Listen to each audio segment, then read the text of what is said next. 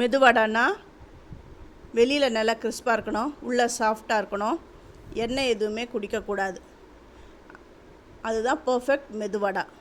அதுக்கு மாவு எந்த பதத்தில் அரைக்கணும் அப்படின்றதெல்லாம் என்னுடைய சேது சித்ரா கிச்சனில் நான் கிளியராக சொல்லியிருக்கேன். எந்த அளவுக்கு தண்ணி சேர்க்கணும் அதெல்லாம் நான் சொல்லியிருக்கேன். இந்த குலாப் ஜாமுன் ஸ்வீட் கடையிலலாம் என்ன மாதிரி செய்வாங்களோ அந்த மாதிரி விதத்தில் ஸ்டெப் பை ஸ்டெப்பாக நான் சொல்லி விளக்கியிருக்கேன்.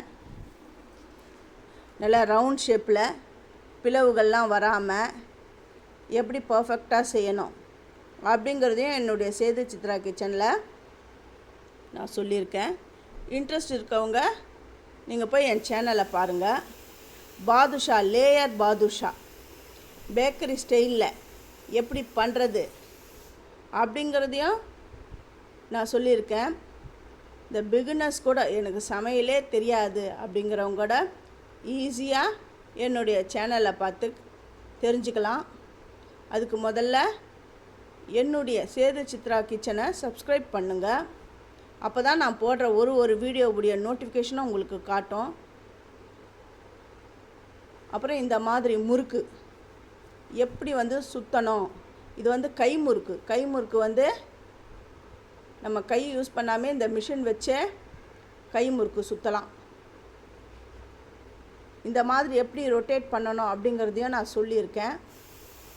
இந்த கை முறுக்கு வராதவங்க இப்படியே நீங்கள் ட்ரை பண்ணலாம். இந்த முறுக்கு எவ்வளோ கிறிஸ்பாக எப்படி வந்திருக்குன்னு பாருங்கள்.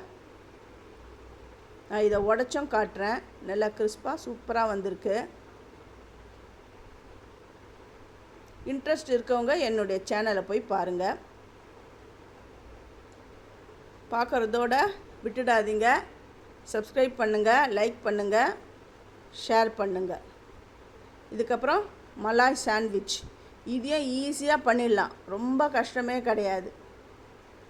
சூப்பரான மலாய் சாண்ட்விச் எப்படி இருக்கு